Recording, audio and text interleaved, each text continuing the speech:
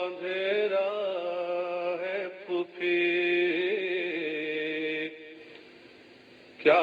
اندھیرا ہے پھوپھی، قید خانے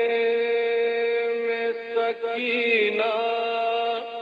یہ بیاں کرتی تھی، کیا اندھیرا ہے پھوپھی، کیا اندھیرا ہے پھوپھی، شمع منگوائیے ورنہ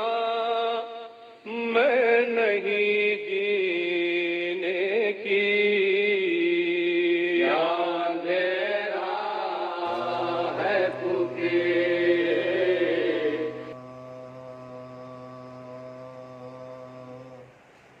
زین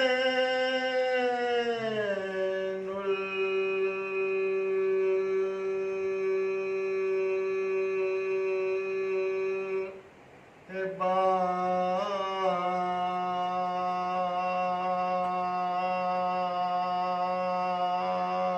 جوگو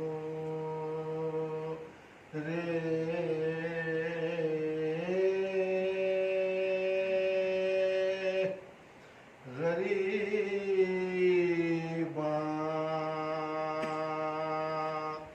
بنا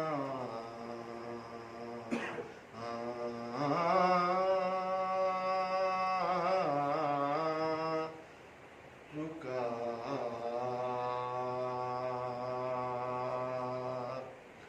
زین العباد جو گرے غریباں بنا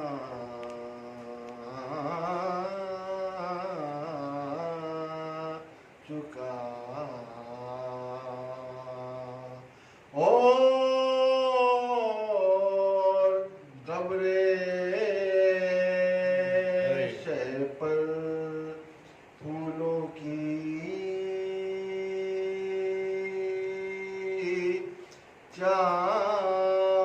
چادر چڑھا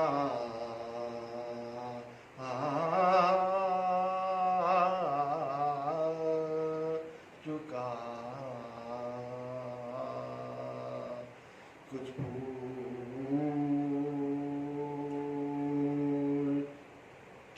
بچ رہے تھے انہیں رکھنے جو لگا،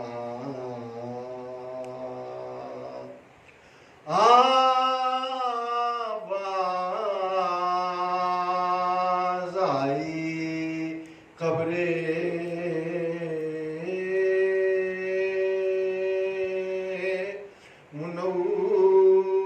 منور سے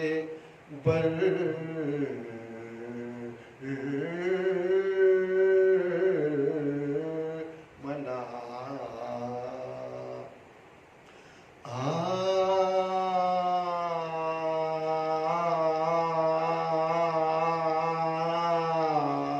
آہستہ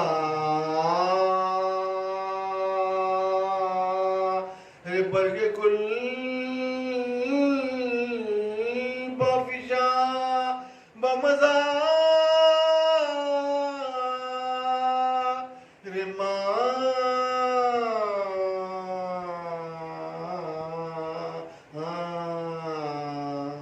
بس نازک است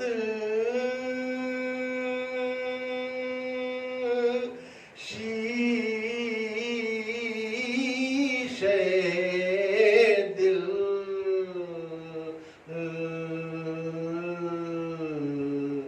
درکنہ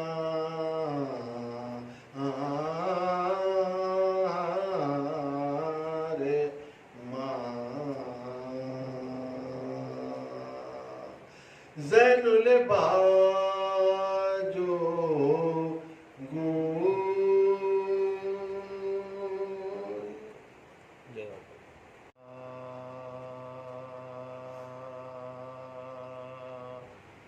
باد حسین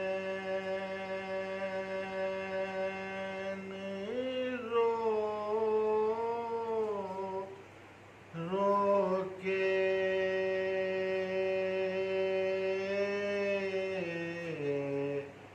بانوں کا تھا بیان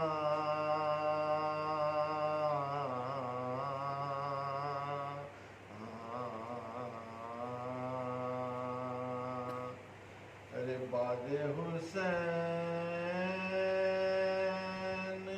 رو رو کے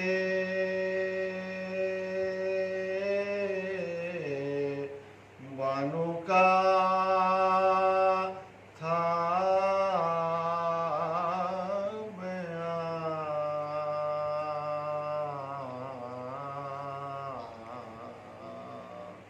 ارے بندی میں مجھ کو لے گی یہ فوج بدگمان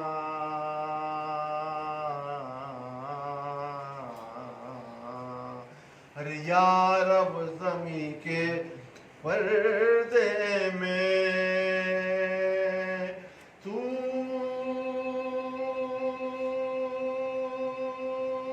مجھ کو کر نہان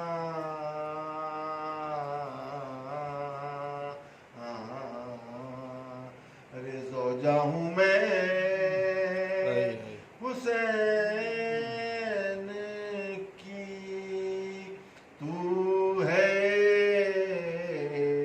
نگہبان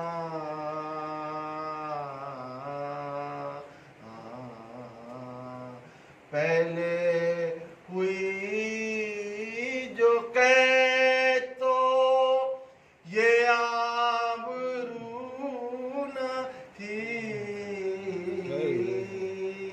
پہلے ہوئی جو قید تو یہ آبرو نہ تھی ارے شہزادی تھی عجم کی علی کی بہو نہ تھی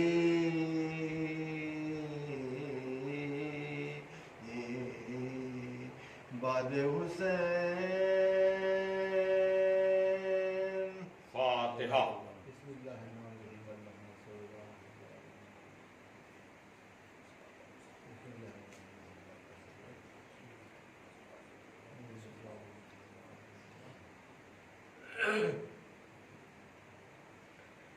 اعوذ باللہ من الشیطان اللعین الرجیم. بسم اللہ الرحمن الرحیم. الحمد للہ الذی ہدانا لہذا وما كنا لنہتدی لولا ان ہدانا اللہ. لقد جاءت رسل ربنا بالحق. الصلاۃ والسلام علی النبی الامی العربی القرشی المکی المدنی البطحی الابتہی التہامی الدافع جیشات الاباطیل والدامغ صولات الازالیل مولن الحق بالحق ابی القاسم محمد وآلہ الطیبین الطاہرین المعصومین المظلومین الذین عذب اللہ عنہم الرجس وطہرہم تطہیرا. ولعنۃ اللہ علی اعدائہم اجمعین من الآن الی یوم الدین. اما بعد فقد قال علی علیہ السلام انا اولی الناس بالانبیاء اعلمهم بما جاؤوا به. ثم تلا انا اولی الناس بابراہیم علی الذین اتبعوه وهذا النبی والذین آمنوا واللہ ولی المؤمنین. بزرگان محترم و دوستان عزیز، کل ایک سلسلہ گفتگو کا آغاز آپ حضرات کے سامنے کیا گیا. یہ خمسہ مجالس جو जनाब सकीना बिन्तुल हुसैन अलैहिस्सलातु वस्सलाम की याद में मुनक़िद किया गया है, और उसमें भी गुफ्तगू का ज़रिया वही अल्फाज हैं जिन अल्फाज के ज़ैल में मैं अशरे उला आगाज़ मुहर्रम से यानी गुफ्तगू कर रहा हूँ। आप हज़रात मुतवज्जे हैं, मैं आपका शुक्रगुज़ार हूँ कि मुसलसल मेरी आप हज़रात हिम्मत अफ़ज़ाई फरमा रहे हैं। फिर एक मरतबा इस बात की वजाहत कर दी जाए कि ये अल्फाज नहजुल बलागा के तीसरे जुज़ यानी कलमात हिकमत के 96 नंबर के कलमे के अल्फाज हैं, जहाँ इरशाद हो रहा है कि बेशक अम्बिया से ज़्यादा करीब वो लोग हैं जो उनकी लाई हुई बातों का ज़्यादा इल्म रखते हैं या उनकी लाई हुई बातों पर ज़्यादा अमल करते हैं। और फिर सूरह आले इमरान की 68वीं आयत की तिलावत की मौलाए मुत्तकियान ने कि बेशक इब्राहीम से ज़्यादा करीब वो लोग हैं जो उनका इत्तिबा करते हैं, और ये नबी और साहिबान ईमान और खुदा मोमिनीन का वली है। कल मैं आप हजरात के सामने अर्ज कर रहा था कि जनाब इब्राहीम की निस्बत से अगर आप देखेंगे तो मक्के में बनी हुई वो इमारत जिसे हम किबला कहते हैं, जिसकी तरफ हम सर झुकाते हैं, और फिर वहाँ अंजाम पाने वाली इबादतें हज व उम्रा कि जो सारी चीज़ें जो हैं वो जनाब इब्राहीम व इस्माइल और जनाब हाजरा की याद दिलाती हैं, जिससे अंदाज़ा होता है कि अल्लाह के नज़दीक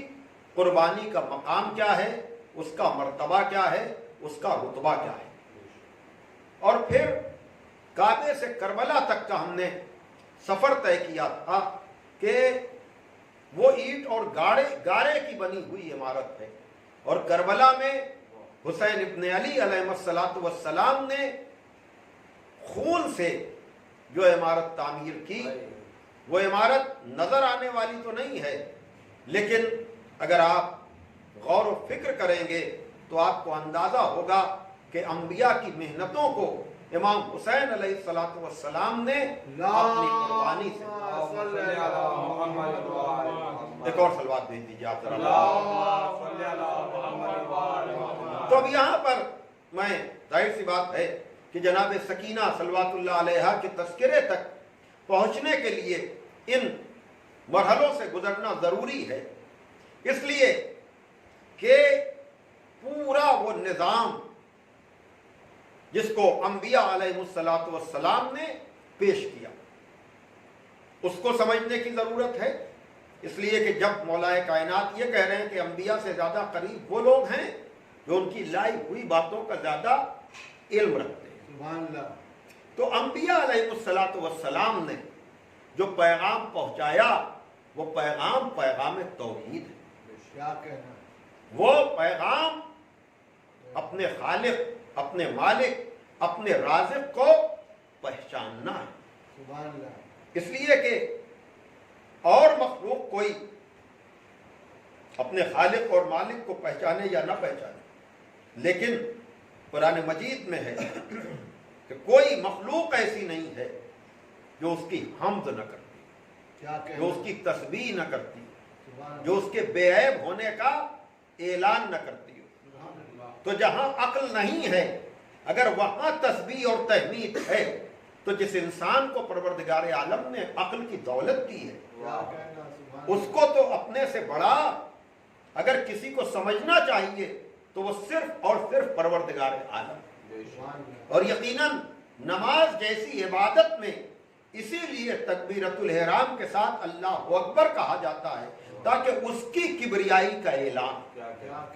और जो शख्स सही माना में उसकी किबरियाई का ऐलान कर देता है फिर वो किसी के सामने नहीं झुकता। जब ही अल्लामा इकबाल ने कहा वो एक सजदा जिसे तू गरा समझता है, वो एक सजदा जिसे तू गरा समझता है, हजार सजदों से देता है आदमी को नजात। यानी अगर आदमी अपने खालिक के सामने सजदा रेज हो जाता है तो फिर वो दर दर के सजदों से उसे नजात मिल जाती है, और जो उस दर पे सजदा नहीं करता है फिर हर दर पे सजदा करके वो जलील और रुस्वा होता रहता है। सलवात भेजिए मोहम्मद। سبحان اللہ سبحان اللہ. تو اسی نظریے کو سمجھنے کی ضرورت ہے، اسی سلسلے کو سمجھنے کی ضرورت ہے کہ پروردگار عالم نے جو نبیوں کا سلسلہ، رسولوں کا سلسلہ، ہادیوں کا سلسلہ بھیجا تاکہ اس انسان کو یہ سمجھایا جائے، یہ بتایا جائے، یہ پیغام پہنچایا جائے کہ تو اشرف مخلوق ہے. سخر لکم ما فی السماوات و ما فی الارض، یہ کائنات تیرے لیے مسخر کی گئی ہے.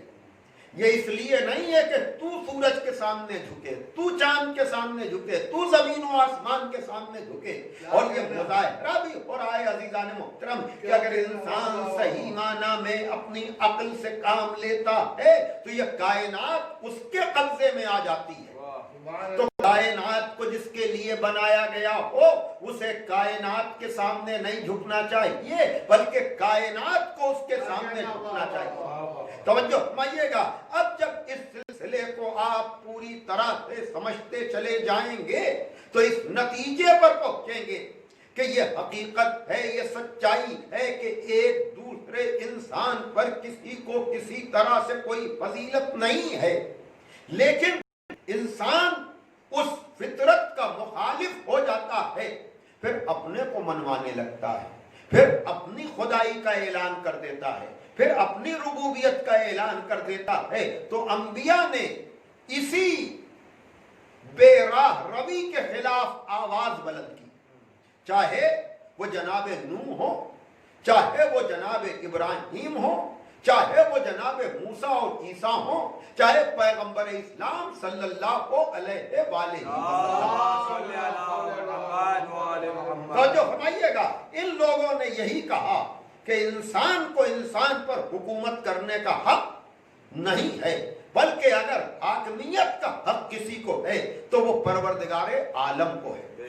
اور اسی کو مختلف الفاظ میں، مختلف انداز میں بتایا گیا. لیکن تاریخ نے یہ بھی دیکھا کہ جس کے پاس طاقت آئی، جس کے پاس قوت آئی، جس کے پاس ذرا سا اختیار آیا، اس نے اپنے سے نیچے والوں کو دبانے کی کوشش کی. لیکن انبیاء نے، مرسلین نے یہ بتایا کہ اگر طاقت ہے تو غرور کے لیے نہیں، دوسروں کو فائدہ پہنچانے کے لیے. دولت ہے تو غرور کے لیے نہیں، دوسروں کو فائدہ پہنچانے کے لیے. اختیار ہے تو غرور کے لیے نہیں بلکہ دوسروں کو فائدہ پہنچانے کے لیے. اور اسی لیے انبیاء علیہ السلام نے اپنے دور کے ظالموں کے خلاف، جابروں کے خلاف، مستبد لوگوں کے خلاف جو اپنی طاقت و قوت کا غلط استعمال کرتے تھے ان کے خلاف آواز بلند کی. توجہ فرمائیے گا. لیکن یہ سلسلہ چلتے چلتے جب پیغمبر خاتم صلی اللہ علیہ وآلہ وسلم تک پہنچا، ایک اور صلوات دیجیے آپ ذرا. تو ان کے دور میں اگر آپ یہ دیکھیں تو آپ اندازہ کر سکتے ہیں کہ عزیزان محترم پیغمبر اسلام نے بھی اسی پیغام کو آگے بڑھایا جو پیغام اب تک کے انبیاء لے کر کے آئے تھے. لیکن مکے میں جب تک پیغمبر نے اعلان رسالت نہیں کیا تھا، توجہ کیجئے گا، اس وقت تک تو انہیں سب صادق بھی سمجھ رہے تھے، امین بھی سمجھ رہے تھے. لیکن جیسے ہی پیغمبر نے کہا کہ کوئی خدا نہیں ہے سوائے اس وحدہ لا شریک کے، تو کل تک جو صادق و امین سمجھ رہے تھے وہی لوگ محاذ آرائی کرنے لگے. انہی لوگوں نے پیغمبر کی مخالفت شروع کر دی. اور پیغمبر نے بھی کون سا طریقہ اپنایا، پیغمبر نے بھی کون سا انداز اپنایا کہ ان سے محاذ آرائی نہیں کی. اور وہیں سے آپ اندازہ کر سکتے ہیں کہ یہ جو مغرب کا پروپیگنڈا ہے، یہ جو ویسٹرن سیولائزیشن نے اسلامک سسٹم کے خلاف پروپیگنڈا کیا، بدر کو لے کر، احد کو لے کر، خیبر و خندق کی جنگوں کو لے کر، کہ پیغمبر کے مزاج میں شدت تھی، لیکن وہ مکے کی زندگی بھول جاتے ہیں، مکے کی زندگی کو فراموش کر دیتے ہیں کہ اگر پیغمبر کے مزاج میں شدت ہوتی تو پیغمبر کی یہ ساری جنگیں مکے میں ہوتی. مکے میں کسی جنگ کا نہ ہونا اور پیغمبر کا ہجرت کے لیے حکم خدا سے تیار ہو جانا یہ پیغمبر کے امن کے مزاج کو واضح کر رہا ہے کہ مکے میں رہ کر پیغمبر کے لیے جنگ کرنا زیادہ آسان تھا، لیکن مکے میں کسی جنگ کا نہ ہونا یہ بتا رہا ہے کہ پیغمبر کے مزاج میں شدت نہیں تھی بلکہ کفار کے مزاج میں شدت تھی کہ مکہ چھوڑنے کے بعد بھی یہ پیغمبر کی جان کے دشمن بنے ہوئے تھے۔ صلوات دیجئے محمد۔ لیکن اب اس کے بعد جو سازشیں ہوئیں، جو مخالفتیں ہوئیں، اگر آپ اس کا اندازہ کرنا چاہیں تو تاریخ ان واقعات سے بھری ہوئی ہے۔ مجھے اس طرف نہیں جانا ہے، مجھے تو صرف یہ بتانا ہے کہ جب تک کفر آمنے سامنے آتا رہا اس وقت تک پیغمبر کو پہچانوانے کی ضرورت نہیں تھی، پیغمبر کو بتانے کی ضرورت نہیں تھی کہ یہ کون ہے۔ توجہ فرمائیے گا۔ لیکن فتح مکہ کے بعد جب ان لوگوں نے بھی کلمہ پڑھ لیا جو کل تک اس نبی کے خلاف سازشوں میں شریک تھے، اس نبی کے خلاف ہر جنگ میں، ہر محاذ آرائی میں جو لوگ شریک تھے، توجہ کیجئے گا، جب پیغمبر فاتح بن کر مکے میں آئے تو اسی گروہ نے، اسی گروپ نے جن میں بنی امیہ زیادہ سربراہی کر رہے تھے، ان لوگوں نے بھی کلمہ پڑھ لیا۔ ان لوگوں کا یہ کلمہ پڑھنا اس سچائی کے مشن کے لیے بہت نقصان دہ ہو گیا۔ توجہ کیجئے گا، یعنی اب تک تو کوئی مسئلہ ایسا نہیں تھا کہ جہاں شناخت نہ ہو، جہاں پہچان نہ ہو، اور یہی کارنامہ حسین ابن علی کا ہے، اس لیے کہ کافر کو یا منکر کو یا مقابل پر کھل کر آنے والے کو پہچانوانا مشکل نہیں ہوتا ہے، لیکن جو اپنائیت کا نقاب چہرے پر ڈال لے، اس کے نقاب سے اس کے چہرے سے نقاب کا ہٹانا بہت مشکل ہوتا ہے۔ بس تمہید ختم ہو گئی۔ یاد رکھیے گا کہ جو لوگ کھل کر مقابلے پر آتے ہیں ان کو تو آپ طاقت و قوت سے بے نقاب کر سکتے ہیں، لیکن جو لوگ اپنائیت کا نقاب چہرے پر ڈال لیں ان کو آپ حکمت عملی سے تو بے نقاب کر سکتے ہیں۔ صلوات دے کہ محمد و آل محمد تک۔ اور یہیں سے یہ بات بھی سمجھنا چاہیے، توجہ کیجئے گا کہ حسین ابن علی نے جنگ کا یہ غیر معمولی طریقہ کیوں اپنایا جو عام طور سے دشمنوں کے خلاف طریقہ نہیں اپنایا جاتا۔ بڑی توجہ عزیزان محترم، میں کس طرح سے آپ حضرات کے سامنے عرض کروں کہ بدر میں لشکر گیا ہے، احد میں لشکر گیا ہے، خیبر و خندق میں لشکر گیا ہے، اور یہاں حسین ابن علی عورتوں کو لے کر کے گئے ہیں، بچوں کو لے کر کے گئے ہیں۔ وہی بات جو میں نے فلسفہ پیش کیا کہ جہاں کھل کر دشمن مقابلے پر آتا ہے وہاں تو تلوار کام کرتی ہے، وہاں تو اسلحہ کام کرتا ہے، لیکن جہاں سب کلمہ گو ہوں، صلوات دے کہ محمد و آل محمد۔ اور یہی وجہ ہے کہ عزیزان محترم آج تک اسی ذکر سے دنیا گھبرائی ہوئی ہے، اور زیادہ گھبراہٹ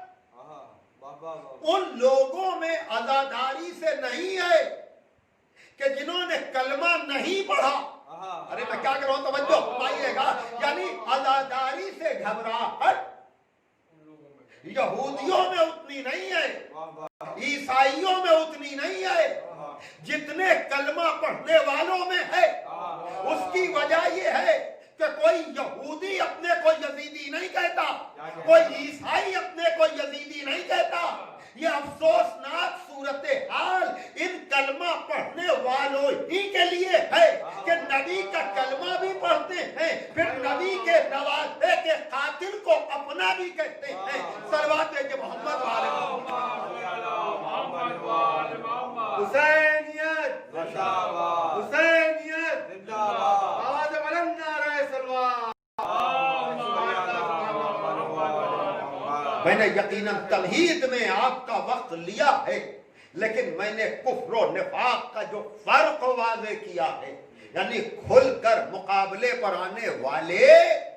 توجہ کیجئے گا، اور کلمہ پڑھ کر مخالفت کرنے والے،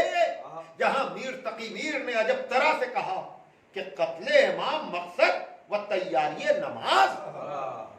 قتل امام مقصد و تیاری نماز بدتر تھے کافروں سے مسلمان کربلا۔ صلوات ہے کہ محمد والے اور اس بات کو میر تقی میر نے، یعنی یہ تو بالکل واضح بات ہے، لیکن جب یہ سلسلے آپ ملائیں گے، جس رخ سے میں نے آج مقدمہ آپ کے سامنے پیش کیا، تمہید میں نے آپ کے سامنے پیش کی کہ کیوں کربلا کی جنگ اور جنگوں سے الگ ہے، اس لیے کہ وہاں دشمن جو آ رہا تھا اسے پہچانوانے کی ضرورت نہیں تھی، اسی لیے مولا حسین نے جمل، صفین، نہروان کی جنگوں کو سامنے رکھ کر، توجہ کیجئے گا کہ جمل میں معاملہ کھل نہیں پایا، صفین میں معاملہ کھل نہیں پایا، نہروان میں معاملہ کھل نہیں پایا، وہاں جنگیں عرصے تک چلی، تب بھی پر چہرے پر نقاب پڑی رہی۔ توجہ کیجئے گا کہ لوگ ان سے عقیدت کا اظہار کرتے رہے۔ امام حسین نے کہا اب ان منافقوں کو اسلحوں سے نہیں، طاقت سے نہیں، قوت سے نہیں، ان کو مظلومی سے بے نقاب کیا جائے گا، اور یہی وجہ ہے، اس لیے کہ اگر اس جنگ کا دائرہ وہاں تک محدود کر دیا جاتا تو شکست و فتح کا معاملہ وہیں پر ہوتا، لیکن حسین اس جنگ کو قیامت تک لے جانا چاہ رہے تھے، کہا چونکہ کربلا کا دائرہ قیامت تک جائے گا، اس لیے اب اس کو فتح اور شکست کو تم طاقت اور ناطاقتی کے پیمانے پر نہیں بلکہ مظلومی اور ظالم کے پیمانے پر دیکھو گے تو تمہیں فتح و شکست کا اندازہ ہوگا۔ صلوات ہے کہ محمد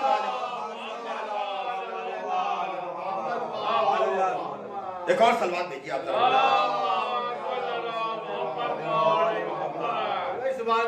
اب اس کے لیے حسین ابن علی نے،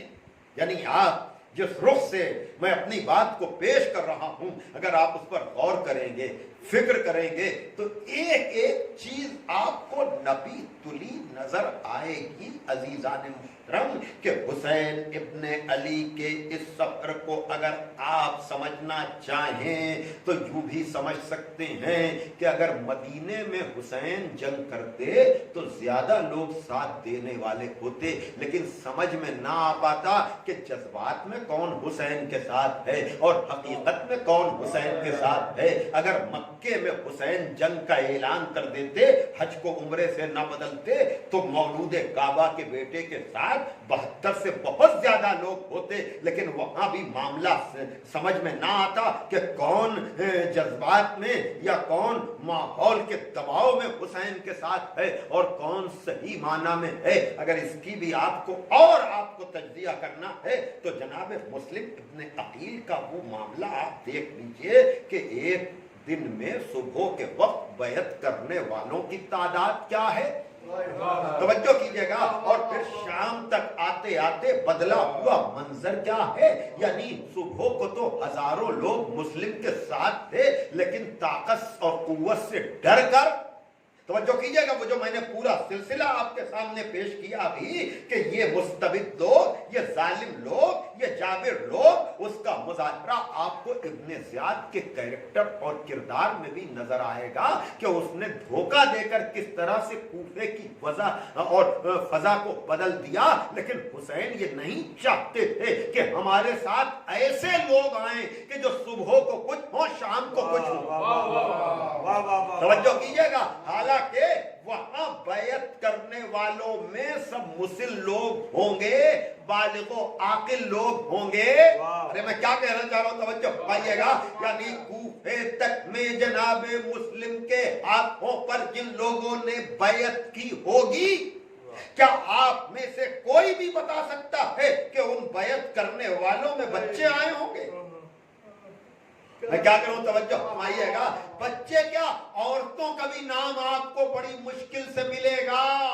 کہ جناب مسلم کے ہاتھوں پر خواتین کوفہ نے جا کر کے بیعت کی ہو۔ یہ جو 18,000 یا اس سے زیادہ کی تعداد نظر آتی ہے یہ سب مرد ہی تھے، لیکن عزیزان محترم یہ ہزاروں کی تعداد صبح سے شام تک بدل گئی۔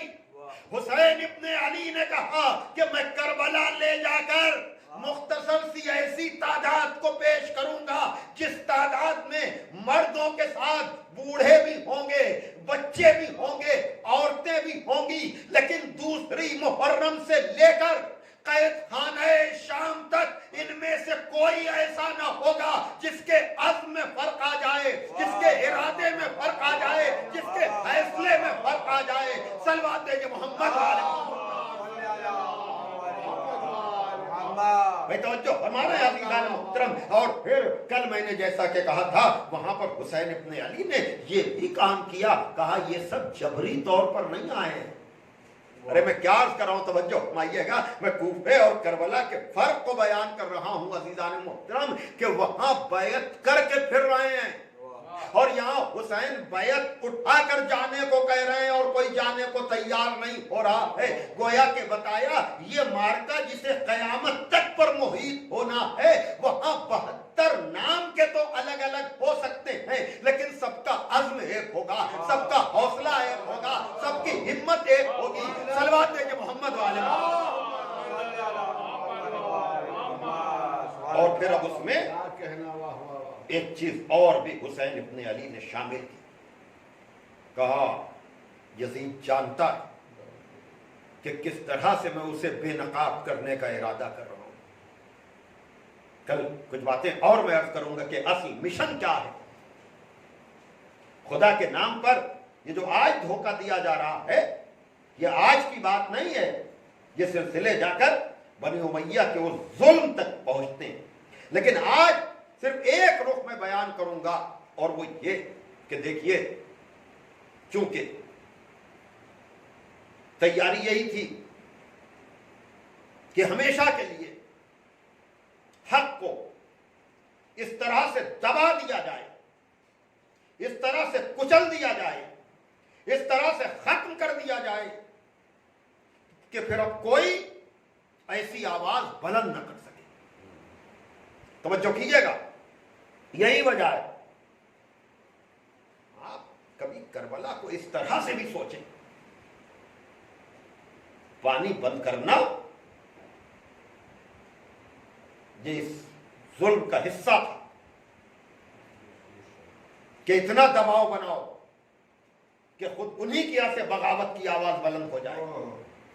توجہ کیجیے گا،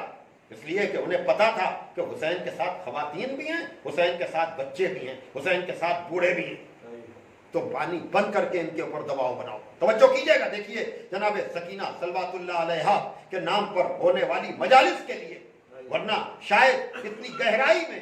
پس منظر کو میں نے کبھی نہ بیان کیا ہو، لیکن آج یا آج کے بعد ہونے والی مجالس میں میں چاہتا ہوں کہ یہ ساری باتیں آپ تک بنام سکینہ بنت الحسین علیہ السلام پہنچ جائیں کہ پہلے یہ کہ پانی بند کر کے دباؤ بناؤ، جب اس میں کامیاب نہ ہو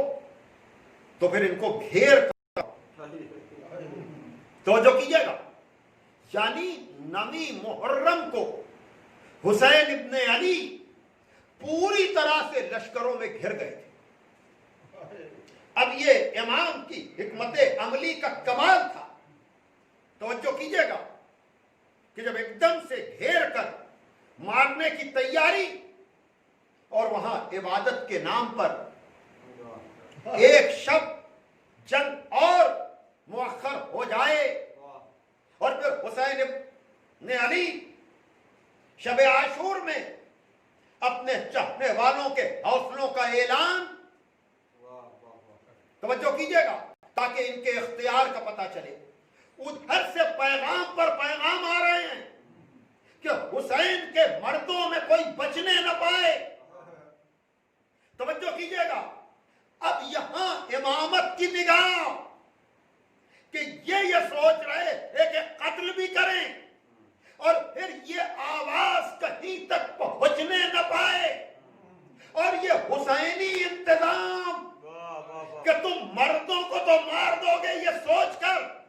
پھر اس ظلم کا کوئی پرچار نہ ہونے پائے۔ کہا تمہاری نگاہ یہ سمجھ ہی نہیں سکتی کہ ہم خواتین کو کیوں لے کر آئے ہیں، بچوں کو کیوں لے کر آئے ہیں۔ خواتین اور بچوں کو لانے کا مقصد ہی یہ تھا کہ یہاں ہونے والا ظلم محدود نہ ہو سکے۔ توجہ کیجئے گا کہ تیرا ظلم کا مزاج یہ سوچے گا کہ مردوں کو تو قتل کر دیا ہے، اب عورتوں کو اسیر بنا کر لے جایا جائے تاکہ لوگوں پر یہ تاثر پیدا ہو کہ دیکھو میرے خلاف جو بھی آواز اٹھائے گا ان کا انجام کیا ہوگا۔ لیکن یزید کو یہ پتا نہیں تھا کہ وہ جو کام اس گھرانے کو ہلکا کرنے کے لیے کر رہا ہے وہی کام اس کے ظلم کے خلاف آواز بلند کرنے کا ذریعہ بن جائے گا۔ میں کیا کر رہا ہوں، توجہ فرمائیے گا۔ یزید یہ سوچ ہی نہیں سکتا تھا کہ جس گھرانے کو وہ اسیر بنا کر کشا پھرا رہا ہے وہی دیار بدیار پھرانا اس کے ظلم کو بے نقاب کرتا چلا جائے گا۔ اس لیے کہ یاد رکھیے گا جس کی آئیڈیالوجی، جس کا نظریہ علم کی بنیاد پر ہوتا ہے اسے قتل تو کیا جا سکتا ہے، اسے دبایا تو جا سکتا ہے، اسے مارا تو جا سکتا ہے، لیکن اس کی فکر پر پابندی نہیں لگائی جا سکتی۔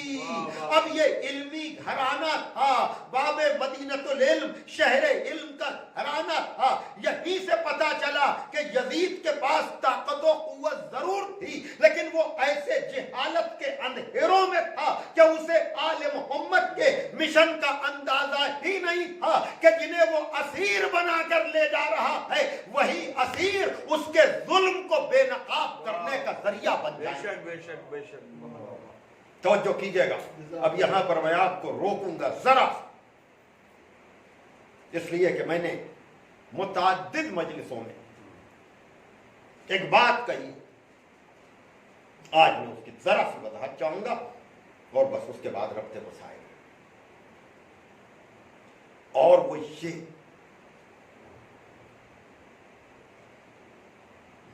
کل میں کمسنی کی بات کر رہا تھا تو اس مرحلے کو سمجھیے، اس لیے کہ شام میں ہونے والے واقعات کی تفصیلات کتابوں میں بہت زیادہ نہیں، لیکن ایک ملتا جلتا واقعہ دوسرے واقعے کے لیے مددگار ثابت ہوتا ہے۔ میں نے جو بات بار بار کہی ہے آپ کے سامنے وہ یہ کہ کربلا میں مہر علی اصغر کی ہے اور شام میں مہر جناب سکینہ کی ہے۔ جیسے کسی بھی ڈرافٹ پر، کسی بھی پیپر پر اسٹیمپ لگتی ہے، وہ ہوتی چھوٹی سی ہے لیکن وہی اعتبار ہے پورے ڈرافٹ کا۔ کیا کہنا توجہ فرمائیے گا، اسی سے پتا چلتا ہے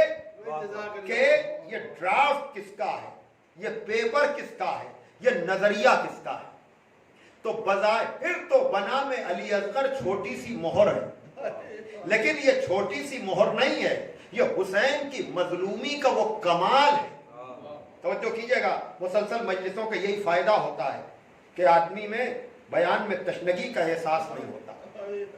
ورنہ اگر آپ کبھی تنہائی میں بیٹھ کر سوچیں کہ کیا ایک 6 مہینے کے بچے کے لیے بھی یہ تاثر ہو سکتا ہے کہ وہ کسی جنگ کا حصہ بنے؟ توجہ کیجئے گا، اسے بحیثیت مجاہد کے کوئی لے کر جائے، بڑی توجہ عزیزان محترم۔ مصائب تو آپ نے جناب علی اصغر کے بہت سنے ہیں، مصائب تو جناب سکینہ کے بہت سنے ہیں، لیکن مجاہد بنا کر کسی کو میدان میں لے جانا، تو یاد رکھیے گا ممکن ہے کوئی یہ سوچے کہ جب ایسے ظالم تھے تو ان کے سامنے علی اصغر کو لے جانے ہی کی کیا ضرورت تھی؟ تو یاد رکھیے گا یہ بڑے سازشی لوگ ہیں، بچے کو شب عاشور تک غش پہ غش آ رہے تھے۔ اس رخ سے مصائب وغیرہ کا ذکر ہو نہیں پاتا ہے، لیکن بنام جناب سکینہ ہونے والی مجالس کا یہ فیض ہے کہ میں اس گہرائی میں بات کر رہا ہوں۔ اگر حسین اس بچے کے لیے سوال نہ بھی کرتے تب بھی بچہ شدت عطش اور پیاس کی شدت کی وجہ سے تھوڑی دیر کے بعد شہید ہو جاتا، لیکن اب اگر اس کا نام شہید ہونے والوں میں آتا تو بددیانت مورخ یا بنی امیہ اور بنی عباس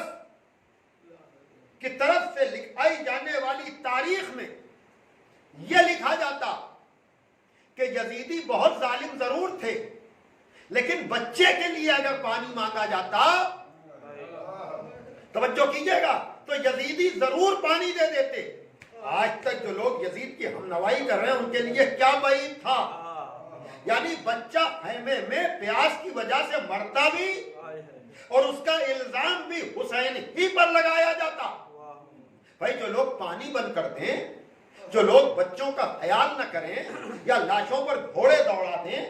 ان کے لیے کیا بعید تھا، لیکن یہ حسین ابن علی نے یزید کے ظلم سے پردہ ہٹانے کے لیے، اللہ اکبر، ہاں عزیزان محترم، میں کس رخ سے بات کر رہا ہوں کہ جا کر کے سوال کیا،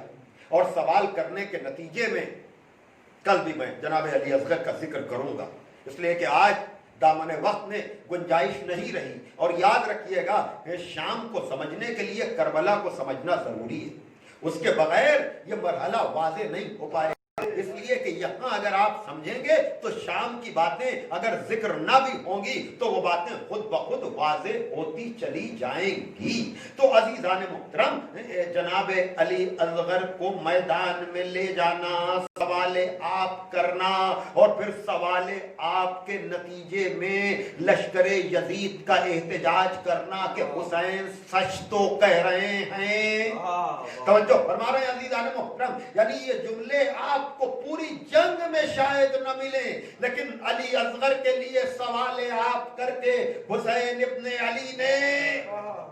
خود لشکر یزید میں ایک ایسا انقلاب پیدا ہو گیا کہ حسین سچ تو کہہ رہے ہیں کہ اگر کوئی اختلاف ہے تو حسین سے اس بچے کی خطا کیا ہے۔ یاد رکھیے گا یہ حجت کا تمام کرنا ہے جو کسی اور سے نہیں ہو سکتا تھا، جو علی اصغر کے سوال آپ سے ہوا۔ بس اس سے زیادہ میں اپنے بیان کو آج آگے بڑھانے کے لیے متحمل نہیں سمجھتا ہوں عزیزان محترم، لیکن بہرحال جناب علی اصغر کے لیے سوال ہوا، اور پھر اس سوال کے نتیجے میں لشکر عادہ میں کیا کیفیت پیدا ہوئی، اور پھر ہرملہ کو کس طرح سے بلایا گیا کہ آئینہ آئینہ ہرملہ افتہ کلام الحسین، ہرملہ کہاں ہے قطع سخن کر دے۔ یعنی اگر یہ ظلم نہ کیا جاتا تو کربلا کا نقشہ بدل سکتا تھا۔ مجھے کچھ کہنے کی ضرورت نہیں ہے تو کہنے دیجئے کہ جو کام کربلا میں علی اصغر کی شہادت نے کیا ہے وہی کام شام میں جناب سکینہ کی شہادت نے کیا ہے۔ یعنی یہ جو قیدیوں کو آزاد کرنا یزید کی مظلومی بن گیا، یہ جناب سکینہ کی شہادت کا سبب تھا، اس لیے کہ آیان حکومت تلواریں کھینچ کر آ گئے کہ ہمارے گھر کی عورتیں ہمیں غیرت دلا رہی ہیں کہ تم لوگوں کے ہوتے ہوئے اس طرح سے محمد کے گھر والوں کو اسیر کیا گیا ہے، اور ایک بچی جس سے ہم ملنے جایا کرتے تھے وہ قید خانہ شام میں مر گئی اور تم اسی طرح سے خاموش بیٹھے ہوئے ہو۔ جزاکم ربکم ہذا دارو۔ لیکن میں شہادت کی منزل تو بعد میں بیان کروں گا، لیکن علی اصغر کے سوال آپ سے ملتا جلتا واقعہ میں اس طرح سے سناؤں، حالانکہ میں نے خود پڑھا تو نہیں لیکن بعض چیزیں بزرگوں سے سنی ہوئی بھی میں عرض کرتا ہوں، اور وہ یہ کہ یقیناً کبھی کبھی ان چیزوں کو اس طرح سے بھی ملا کر دیکھا کیجئے کہ جس طرح سے علی اصغر کے لیے حسین ابن علی پانی مانگنے کے لیے گئے ہیں، کیا سمجھتے ہیں آپ؟ کیا حسین کو پتا نہیں ہے کہ پانی نہیں ملے گا؟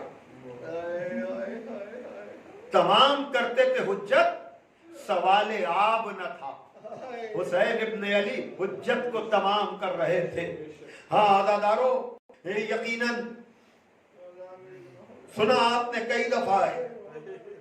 اور مصائب کوئی نئے نہیں پڑھے جا سکتے،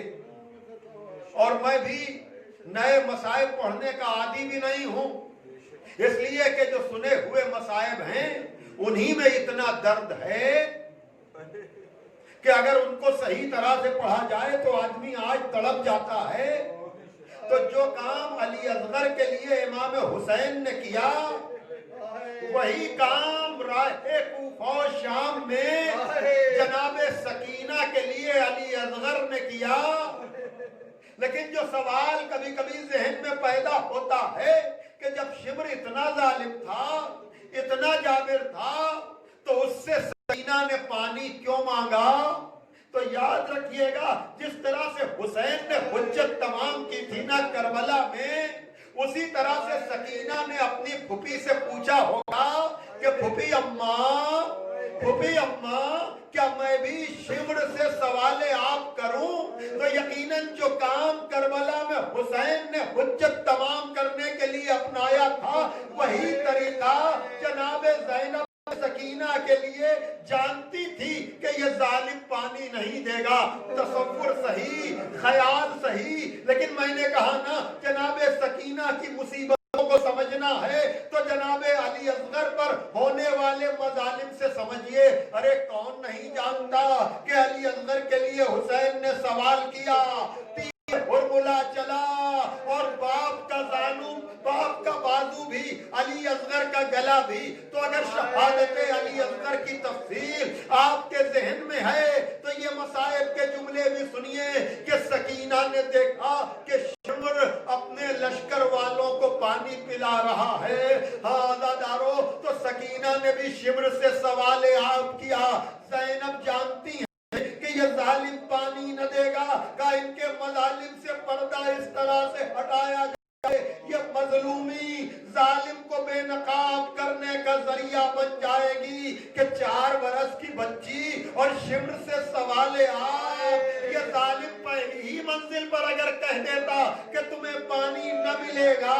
تو سکینہ اس کے پیچھے پیچھے نہ چلتی. لیکن ظالم نے کچھ نہیں کہا.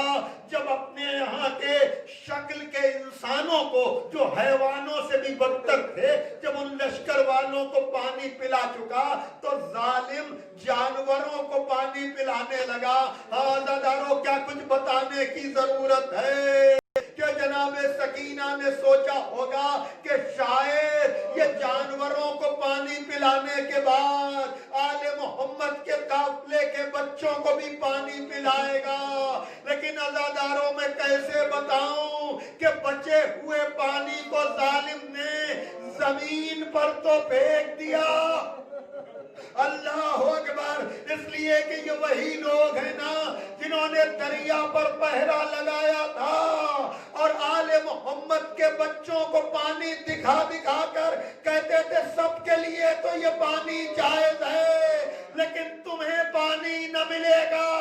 لیکن علی اصغر کی پیاس تو تیر حرملہ سے بجھ گئی.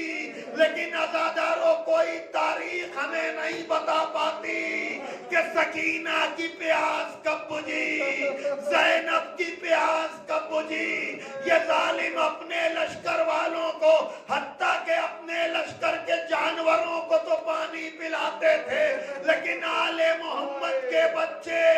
کب تک پیاسے رہے. واہ سکینہ، واہ مظلومہ، واہ حسینہ. الا لعنت اللہ علی القوم الظالمین سیعلم الذین ظلموا ای منقلب. کیا لکھوں درد کی تفسیر بنا میں شبیر، خون میں ڈوبی تھی جب کرب و بلا کی تصویر. جب چلے شام کی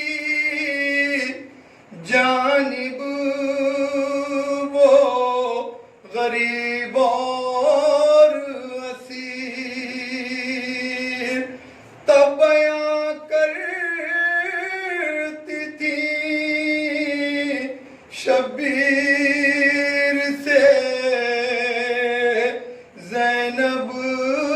دلگیر، سکینہ مر گئی بھیا، سکینہ مر گئی بھیا، سکینہ مر گئی بھیا، سکینہ مر گئی بھیا، سکینہ مر گئی بھیا، سکینہ مر گئی بھیا، سکینہ مر گئی بھیا، سکینہ مر گئی بھیا، وطن جانے کی حسرت میں سکینہ مر گئی بھیا، سکینہ مر گئی بھیا، سکینہ مر گئی بھیا، سکینہ مر گئی بھیا، جب اس کی یاد آتی تھی اسے ایک پل نہ سوتی تھی،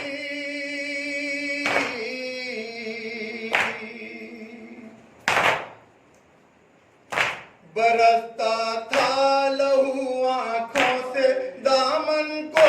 بھگوتی تھی،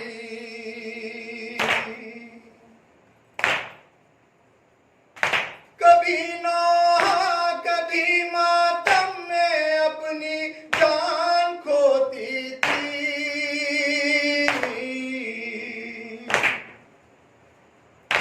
مدینے کب چلو گی یہ پھوپھی کہہ کر یہ روتی تھی،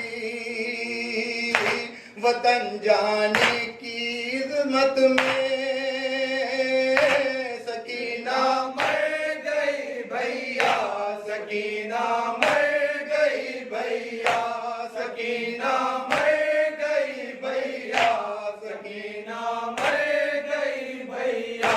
وطن جانے کی حسرت میں سکینہ مر گئی بھیا، سکینہ مر گئی بھیا، میری تربت اسی زندان کے اندر بنا دیجئے،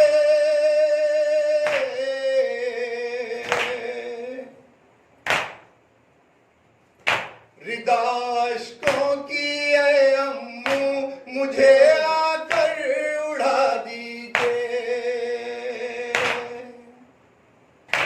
مصیبت مجھ پا جو گزری ہے بابا کو بتا دیجئے،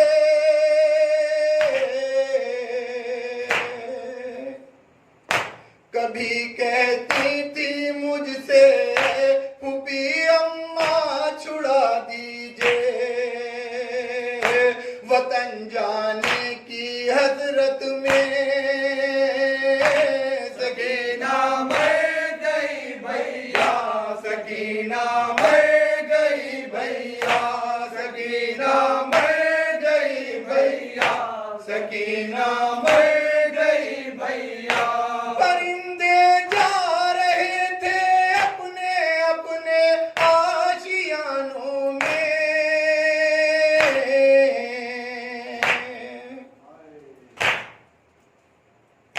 اضافہ کر رہے تھے اور اشکوں کے خزانوں میں،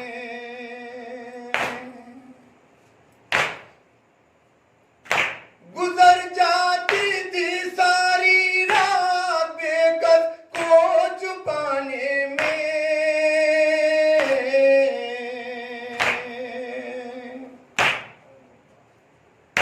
تڑپتی تھی وہ گھر جانے کی خاطر قید خانے میں، وطن جانے کی حسرت میں سکینہ مر گئی بھیا، سکینہ مر گئی بھیا، سکینہ مر گئی بھیا، سکینہ مر گئی بھیا، سکینہ مر گئی بھیا، سکینہ مر گئی بھیا، وطن جانے کی حسرت میں سکینہ مر گئی بھیا، سکینہ مر گئی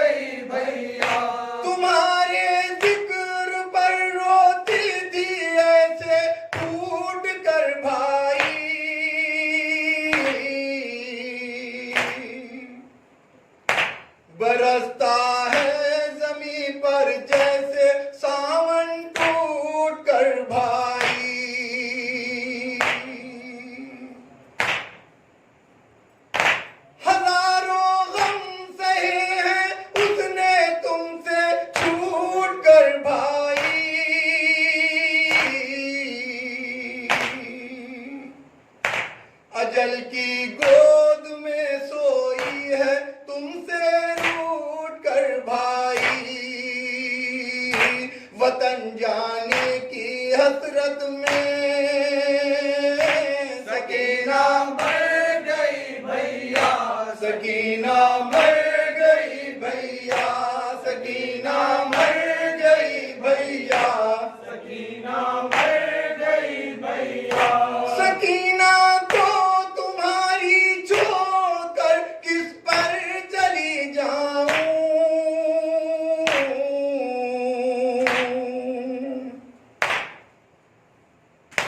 کہاں لے کر میں اپنا یہ دل مضطر چلی جاؤں، اندھیروں میں رہے وہ قید کے میں گھر چلی جاؤں،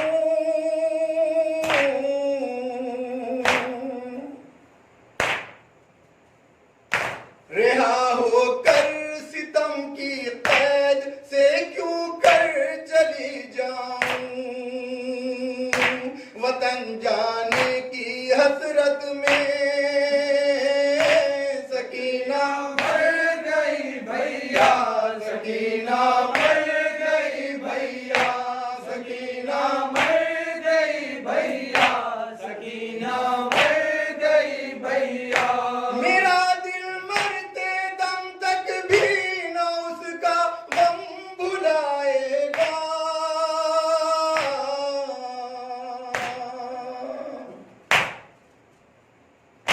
تڑپ جاؤں گی پانی سامنے جب میرے آئے گا،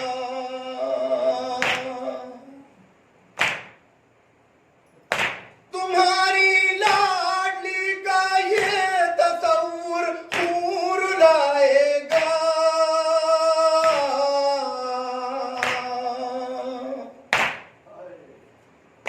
لحد پا کون بے کس کی یہاں شمع جلائے گا، وطن جانے کی حسرت میں سکینہ مر گئی بھیا، سکینہ مر گئی بھیا، سکینہ مر گئی بھیا، سکینہ مر گئی بھیا، پڑھانا دن نے جب نوحہ میرا سجاد بھی رویا،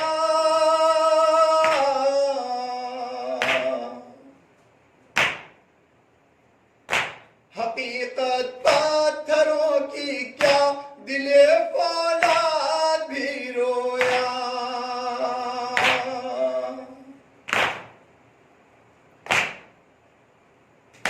بھرا تھا ایسا غم ہر صاحب اولاد بھی رویا،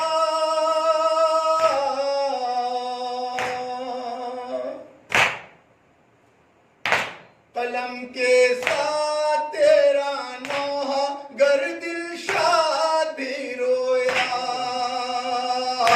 وطن جانے کی حسرت میں سکینہ مر گئی بھیا، سکینہ مر گئی بھیا، سکینہ مر گئی بھیا، سکینہ